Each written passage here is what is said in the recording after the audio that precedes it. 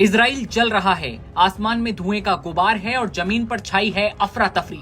Israel की राजधानी यरूशलेम के बाहरी इलाके भीषण आग की चपेट में हैं। आग इतनी भयानक है कि इसे देश के इतिहास की सबसे बड़ी आगों में से एक बताया जा रहा है। तेज हवाओं ने इस आग को और ज्यादा विकराल बना दिया है। हालात इतने खराब हैं कि हजारों लोगों को अपने घर छोड़ने पड़े हैं। राजधानी पर धुएं का अंधेरा ऐसा छाया है कि दिन में भी रात जैसा नजारा देखने को मिल रहा है। बता दें कि यरूशलेम की आग अब इजराइल के सब्र और सिस्टम दोनों की अग्नि परीक्षा बन चुकी है।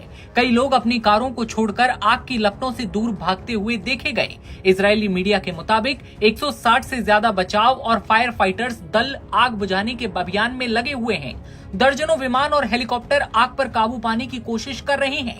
देश की सेना भी खोज और बचाव अभियान में लगातार सहायता कर रही है। तेज हवाओं की वजह से मुश्किलें पैदा हो रही हैं। इजराइल में राष्ट्रीय आपातकाल जैसे हालात पैदा हो गए हैं। खबर ये भी है कि आग की वजह से हजारों नागरिकों को अपना घर खाली करना पड़ा है। देश की राजधानी पर धुएं का घना गुबार छा गया है।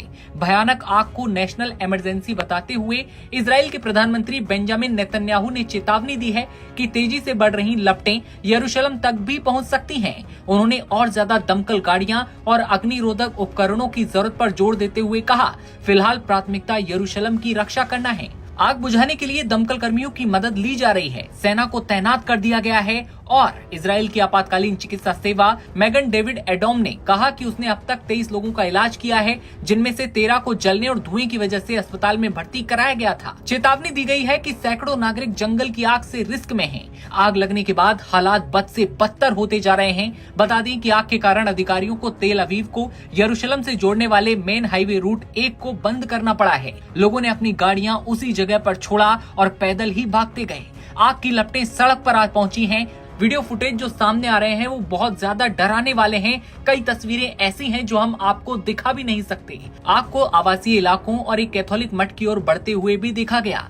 जानकारी के लिए आपको बता दें कि इजराइल की सरकार ने अंतर्राष्ट्रीय मदद की अपील भी की है और इटली, क्रोएशिया और उत्तरी मैसेडोनिया से अग्निशमन विमान स्थानीय कर्मचारियों की सहायता के लिए पहुंच रहे हैं। हेलीकॉप्टर आग पर पानी डाल रहे हैं, जबकि इमरजेंसी यूनिट्स तेजी से बदलती आग की लपटों से निपटने और कंट्रोल करने में लगी हुई है।